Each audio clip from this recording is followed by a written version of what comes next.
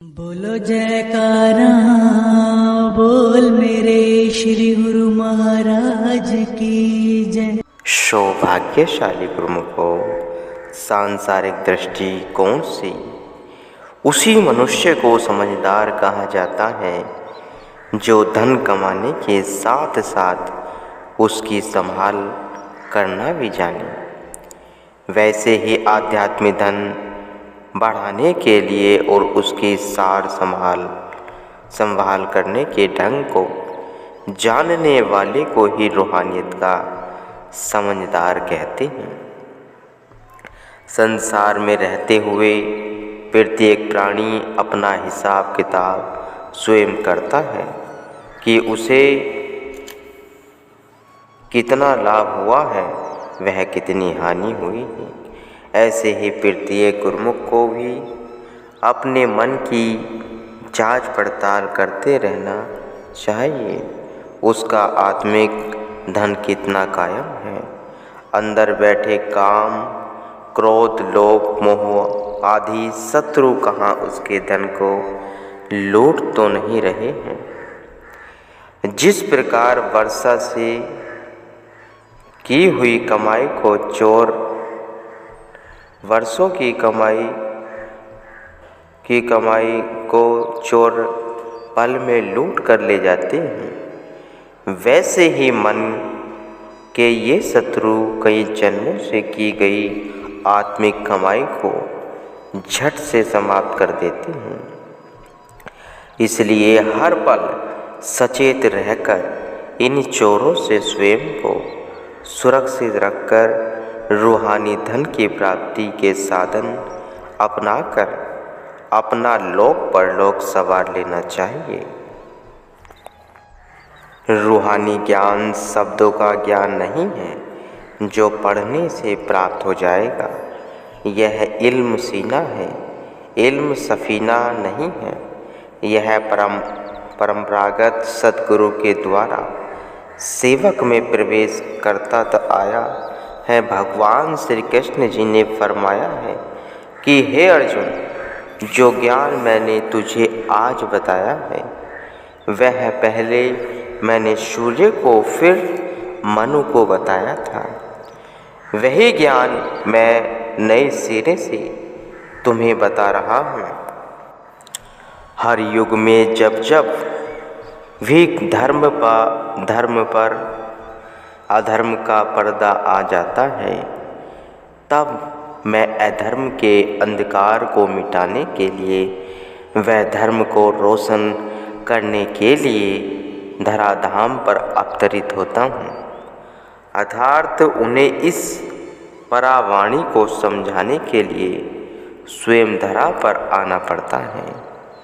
कोई कितना भी बुद्धिमान और विद्वान इंसान हो, सभा में खड़े हो घंटों लंबे चौड़े व्याख्यान देना भी जानता हो, जिसे वाणी में कंठस्थ हो, परंतु फिर भी उससे वह रूहानी लाभ प्राप्त न हो सका हो जो जीव को सद्गुरु की शरण में आने से प्राप्त हो सकता है।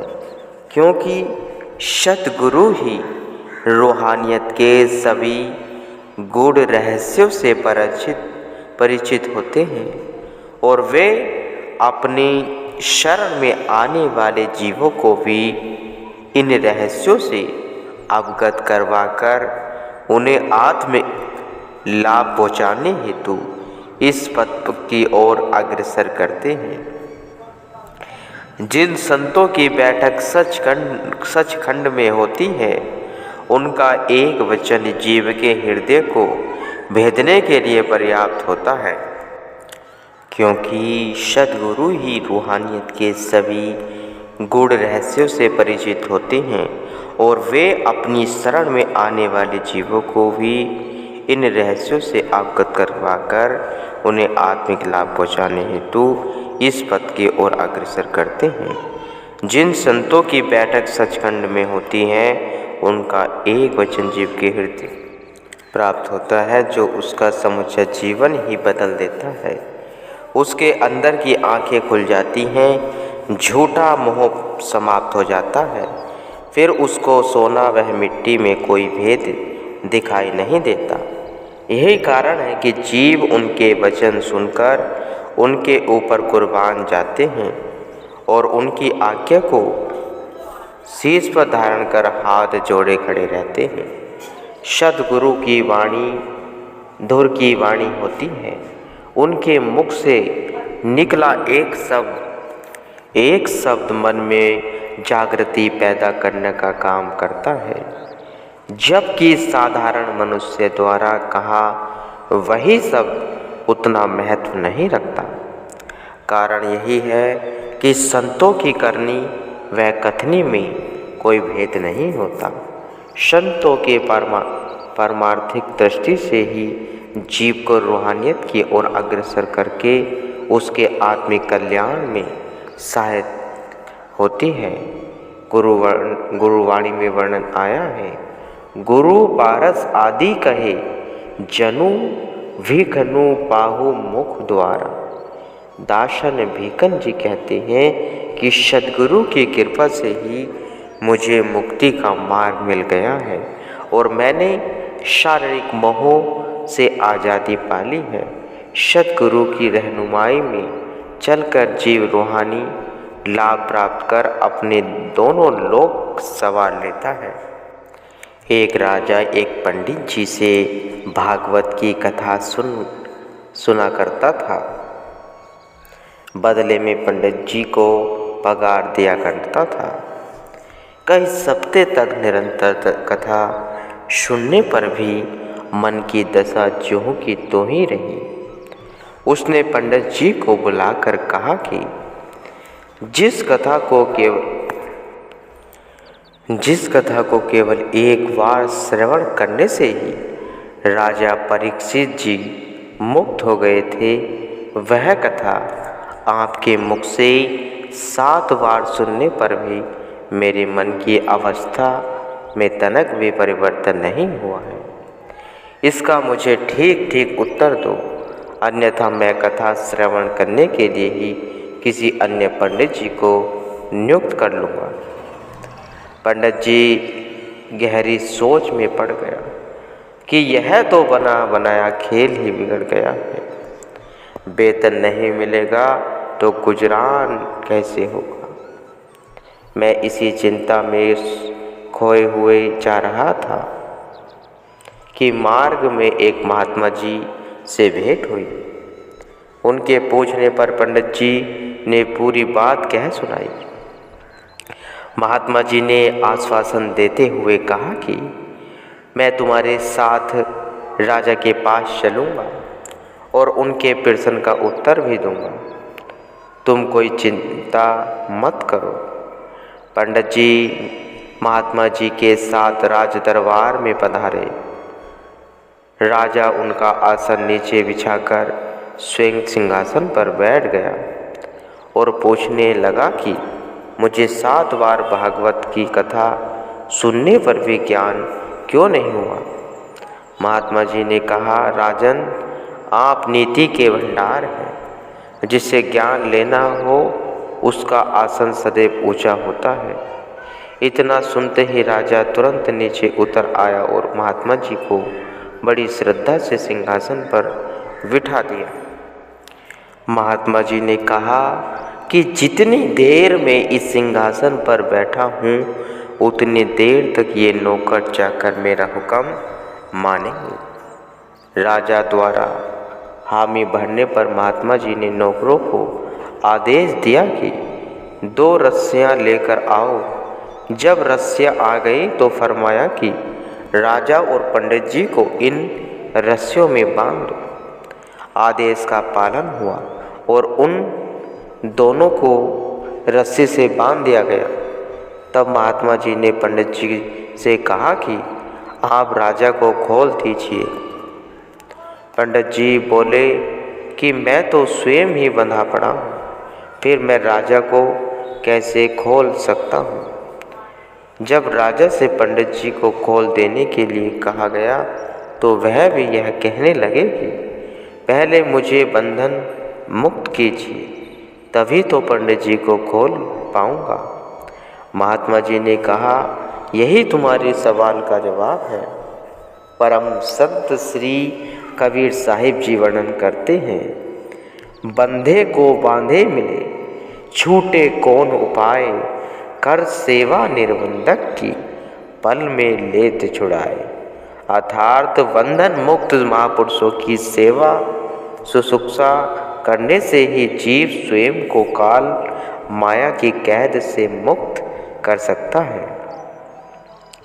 महात्मा जी ने ज्ञानोपदेश देते हुए फरमाया कि सुखदेव और राजा परीक्षित की भावना में अंतर था। सुखदेव जी को राजा से कोई स्वार्थ नहीं था। वे परोपकार के ख्याल से राजा के कल्याण निमित्त कथा कर रहे थे, जबकि पंडित जी वेतन का ख्याल से कथा कह रहे थे। फिर जिसको स्वयं ही अपनी नौकरी का भय हो, वह दूसरे को कैसे निर्भय कर सकता है। जो तुम्हें तादार समझ रहा है, वह दात कैसे दे सकता है। जो स्वयं लोभ की रस्सियों से जकड़ा पड़ा है, वह तुम्हें कैसे निर्बंधन का वह मुक्त कर सकता है। मुक्ति तो निसंदेह मुक्त और निस्वार्थ पुरुष ही दे सकता है। दूसरी ओर देखें तो राजा परीक्षित ही मुनि सुखदेव जी के प्रति पूर्ण श्रद्धा थी। वे उनका एक एक शब्द अमृत में समान समझकर हृदय संगम करते थे। वे, हे राजन, तुम्हें यह अहंकार है कि तुमने कथा सुनने के लिए एक नौकर रखा, उस पर तुम कह रहे हो कि यदि तुम्हारे से मुक्ति न मिली तो मैं दूसरा वेतनधारी पंडित रख लूँगा। यह काम वेतनधारी पंडित से नहीं हो सकता और न ही तुम जबरन मुक्ति प्राप्त कर सकते हो। पूर्ण श्रद्धा रखकर पूर्ण निष्कामी पुरुष से कथा सुनने पर तुम्हें ही वास्तविक लाभ प्राप्त होगा। अतः सच्चे अर्थों में गुरु ज्ञान को जीवन में ढालने से ही मानसिक सुख शांति प्राप्त हो सकती है। कहते हैं कथा सुनते हुए एक बार राजा परीक्षित की वृत्ति में बिखर गई। कभी शरीर की ओर ध्यान जाए तो कभी पदार्थों की ओर। अंतर्यामी गुरुदेव तुरंत ही अपने शिष्य की मनोदशा को भाप गए और उन्होंने एक प्रसंग सुनाया। एक राजा था जो शिकार खेलते हुए दूर जंगल में जा निकला। जाड़े के दिन थे। सर्दी से बचने के लिए रात को वह एक चंडाल की झोपड़ी में जा रुका, जो कि हड्डी व मांस से भरी हुई थी। सुबह होते ही कहने लगा कि अब मैं हमेशा के लिए यहीं रहूँगा। अब हे राजन, तुम यह बताओ कि क्या वह बुद्धिमान कहलाने का अधिकारी है। राजा परीक्षित ने कहा कि ऐसे व्यक्ति तो महामूर्ख ही कहेंगे जो राज्य को भूलकर गंदगी को पसंद करे। मुनि सुखदेव जी ने राजा को से कहा कि तुम भी ठीक वैसे ही मूर्ख हो, क्योंकि तुम्हारी सुरक्षित सुरती भी अमृतमय कथा की ओर से हटकर हड्डी मांस के देह में जा रही है। पूर्ण गुरु तो वही होता है जो शिष्य को उचित मार्गदर्शन करके सदैव उसके हित की सोचे। यही कारण है कि मुनि सुखदेव जी द्वारा कह गई कथा का परिणाम कुछ और निकला। कथा भले ही एक है, लेकिन उसका प्रभाव सुनने वह सुनाने वाले की स्थिति पर निर्भर करता है। वस्तुतः करने वाले संतों का अमूल्य जीवन ही जीव की विचारधारा को बदलकर उसे सन्मार्ग पर लाने का प्रेरणा स्रोत होता है। और जो सेवक सद्गुरु की आज्ञा में चलता हुआ अमली जीवन जीता है, वही वास्तविक लाभ प्राप्त करता है गुरुमुखो।